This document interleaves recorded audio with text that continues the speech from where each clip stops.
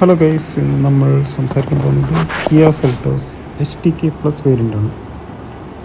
ഇത് പ്യൂട്ടർ എലീവ് എന്ന് പറഞ്ഞ കളറിലാണ് വന്നിട്ടുള്ളത്. ഇതൊരു പുതിയ കളറാണ്, 2023 മോഡലിൽ വന്ന കളറാണ്. HTK പ്ലസ് എന്ന് പറഞ്ഞു കഴിഞ്ഞാൽ ബേസ് വേരിയൻ്റ് കഴിഞ്ഞിട്ടുള്ള സെക്കൻഡ് മോഡലാണ്. ഓർ HTK കഴിഞ്ഞിട്ട് വരുന്ന മോഡലാണ് HTK പ്ലസ്. ഇതൊരു 1497cc 4 സിലിണ്ടർ ഇൻലൈൻ 4 എൻജിനാണ് വരുന്നത്. DOHC ആണ്. എൻജിൻ ടൈപ്പ് G1.5 MPI ആണ്. അത് പോരാണ്ട് ഡീസൽ വേരിയൻസും അവൈലബിൾ ആണ്. ഇതിൻ്റെ ട്രാൻസ്മിഷൻ പല വേരിയൻ്റ് ഉണ്ട്. മാനുവൽ ഉണ്ട്, ഓട്ടോമാറ്റിക് ഉണ്ട്, ഓട്ടോമാറ്റിക് തന്നെ IMT ഉണ്ട്. അങ്ങനെ പല വേരിയൻസും അവൈലബിൾ ആണ്. ഞങ്ങൾക്കുള്ള ഈ വേരിയൻ്റ് മാനുവൽ ട്രാൻസ്മിഷനാണ്. ഇത് ഫ്യൂൽ ടൈപ്പ് പെട്രോളാണ്. ഇതിൻ്റെ maximum power 130 bhp at 6300 rpm and maximum torque 144 Nm at 405,000. Company പറയുന്ന മൈലേജ് അറൗണ്ട് 17 km/L ആണ്. ഇത് ഞങ്ങളിത് യൂസ് ചെയ്തിട്ട് മോർ ദാൻ 3000 km ഇപ്പോൾ ഓൾറെഡി യൂസ് ചെയ്ത് കഴിഞ്ഞു. അപ്പോൾ ഞങ്ങൾക്ക് കിട്ടിയ ആവറേജ് മൈലേജ് എന്ന് പറയുന്നത് അറൗണ്ട് 15 ആ റേഞ്ചാണ് വരിക. നല്ല രീതിയിൽ ഓടിച്ചിട്ട് 21 വരെ കിട്ടിയിട്ടുമുണ്ട്. ഓക്കെ, ഇതൊരു ഫ്രണ്ട് വീൽ ഡ്രൈവ് വെഹിക്കിളാണ്. 6 ഗിയേഴ്സ് ആണുള്ളത്. BS6 phase 2 ആണുള്ളത്. ഓക്കെ, HTK പ്ലസിൽ 4 വീൽസും ഡിസ്കിൽ വരുന്നതാണ്. അതേപോലെ 17-inch വീൽസാണ് അവൈലബിൾ ആയിട്ടുള്ളത്. അതേപോലെ HTK പ്ലസ് വേരിയൻറ്റിൽ OBRMs വരുന്നുണ്ട്. അതേപോലെ റിയർ വൈപ്പർ ഡിഫോഗർ ഒക്കെ വരുന്നുണ്ട്. മുകളിലൊരു ഫോൾസ് റൂഫ് റെയിലാണ് വരുന്നത്. അതേപോലെ ഫ്രണ്ട് ഡോറിനൊരു റിക്വസ്റ്റ് സെൻസർ ഉണ്ട്.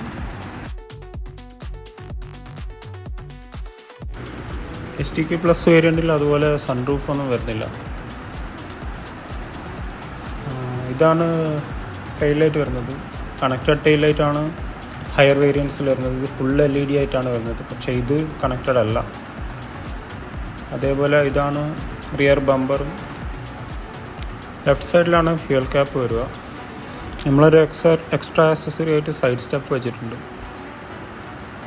ഇത് വയസ്സായ ആൾക്കാർക്കൊക്കെ കയറാനും അങ്ങനത്തെ രീതിയിലൊക്കെ സഹായിക്കും. ഫുഡ് സ്പേസ് വരുന്നത് 433 liters ആണ്.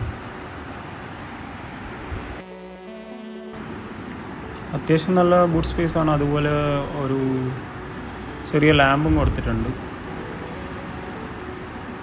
അതേപോലെ ഒരു പാർസൽ ട്രേയും ഉണ്ട് ഈ വേരിയൻ്റ് ആയതുകൊണ്ട്. ഇതൊരു 70 മാറ്റാണ് ചെയ്തിട്ടുള്ളത്. അത് അവരുടെ ഓഫറിൽ ഞങ്ങൾക്ക് കിട്ടിയായിരുന്നു. കിയ കണ്ണൂരിൽ നിന്നാണ് വാങ്ങിയത്. അതേപോലെ സ്പെയർ വീല് R16 ആണ്.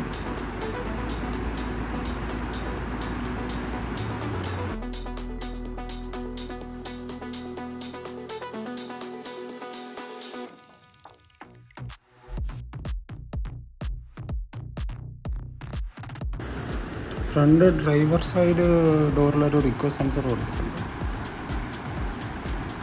അതേപോലെ ഡോറൊക്കെ നല്ല ക്വാളിറ്റി തോന്നുന്നു, കാരണം ഞങ്ങൾ Volkswagen കുറേ കാലം യൂസ് ചെയ്തു.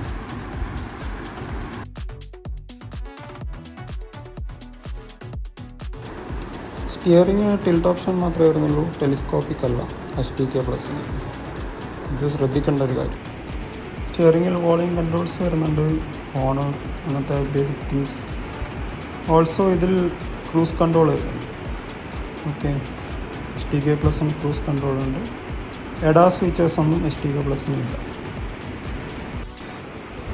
അപ്പോൾ HTK പ്ലസ് വേരിയൻ്റ് മുതൽ വരുന്നത് പുഷ് ബട്ടൺ സ്റ്റാർട്ടാണ്. ഓക്കെ, അതേപോലെ ഡിസ്പ്ലേ ഇങ്ങനെയാണ് ഉണ്ടാവുക. ഇതാണ് റിയർ വ്യൂ ക്യാമറ വരിക. ഇതിൻ്റെ ക്വാളിറ്റി നിങ്ങൾക്കിപ്പം കണ്ടാൽ മനസ്സിലാവും. അത്യാവശ്യം നല്ല വിസിബിലിറ്റിയും അത് ഗൈഡ് ലൈൻസൊക്കെ നല്ല രീതിയിൽ തന്നെയാണുള്ളത്. ഈസി ടു യൂസ് ആണ്.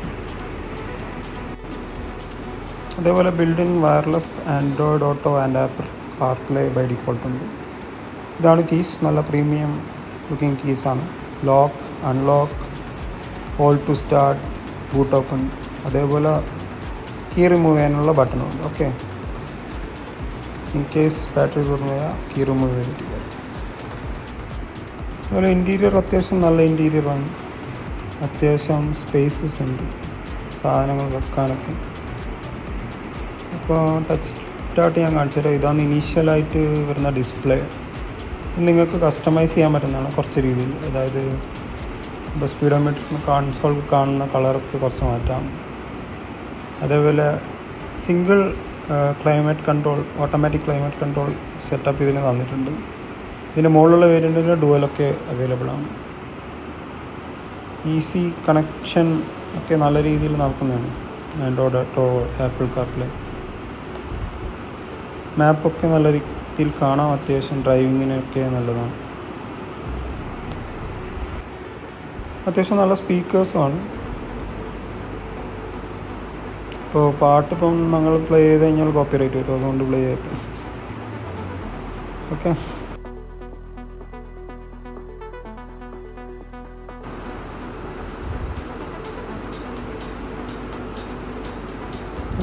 ഇതേപോലെ ഇതൊരു 6 സ്പീഡ് മാനുവൽ ഗിയർ ബോക്സിലാണ് വരുന്നത്.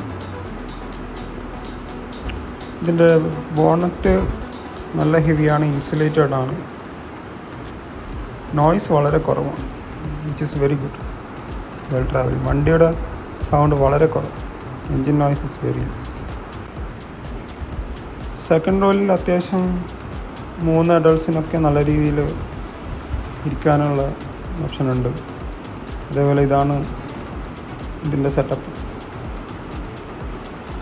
ഹെഡ് റെസ്റ്റ് ഇല്ല, അതേപോലെ ഹാൻഡ് റെസ്റ്റും ഇല്ല. 2 AC വെൻറ്റ്സ് കൊടുത്തിട്ടുണ്ട്, 2 USB Type-C ചാർജിങ് ഓപ്ഷൻസ് കൊടുത്തിട്ടുണ്ട്, ഒരു ചെറിയ ബോക്സും കൊടുത്തിട്ടുണ്ട്.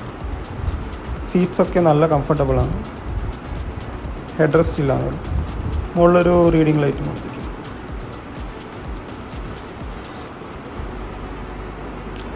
ഫ്രണ്ടത്തെ ഡ്രൈവർ സീറ്റ് ടിൽറ്റ് അഡ്ജസ്റ്റ് ചെയ്യാം, ഹൈറ്റ് അഡ്ജസ്റ്റ് ചെയ്യാം.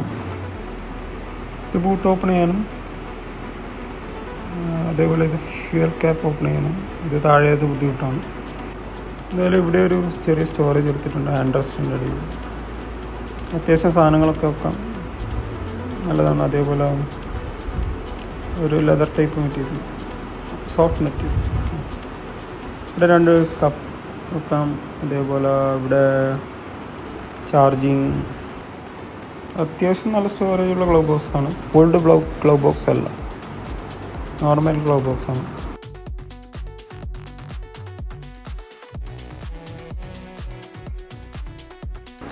Driver side door mount കൺട്രോൾസാണ്.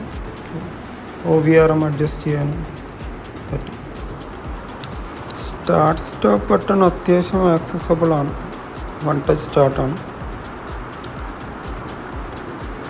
ഇപ്പം സ്റ്റാർട്ട് ചെയ്യുമ്പം ഈ ഒരു ഡിസ്പ്ലേ ആണ് വരിക.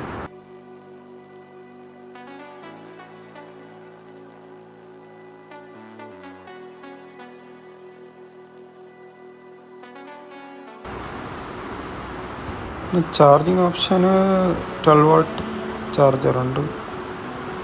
അതേപോലെ ഒരു Type-Aയും ഒരു Type-Cയും കൊടുത്തിട്ടുണ്ട്. അതേപോലെ ഫ്രണ്ട് പാർക്കിംഗ് സെൻസേഴ്സും ഇതിൽ അവൈലബിൾ ആണ്. പിന്നെ ട്രാക്ഷൻ കൺട്രോളും ഓട്ടോ സ്റ്റാർട്ട് സ്റ്റോപ്പ് ബട്ടണും ഇവിടെ കൊടുത്തിട്ടുണ്ട്. മുകളിൽ നോക്കിയാൽ റീഡിങ് ലൈറ്റ്സ് കൊടുത്തിട്ടുണ്ട്. അത് LED എന്നല്ല, നോർമലാണ്. അതേപോലെ ഒരു സൺഗ്ലാസ് ഹോൾഡർ ഉണ്ട്. ഇപ്പുറ സൈഡിൽ നമുക്ക് നോട്ട്സും അങ്ങനത്തെ കാര്യങ്ങളൊക്കെ വെക്കാം. ഇവിടെ സാധാ കാണുന്ന ഒരു ചെറിയ മിററും കൊടുത്തിട്ടുണ്ട്.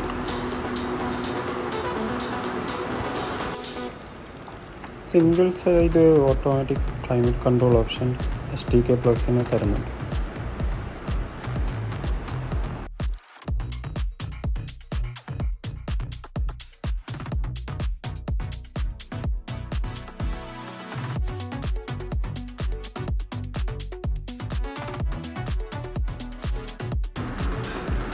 STK+ന് പ്രൊജക്ടർ പ്ലസ് നോർമൽ DRL ആണ് വരുന്നത്.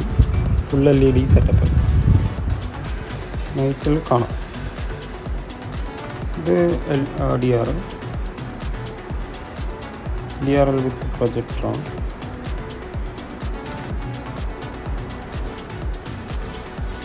ഇത് ഹസാർഡ് ഫോഗ്.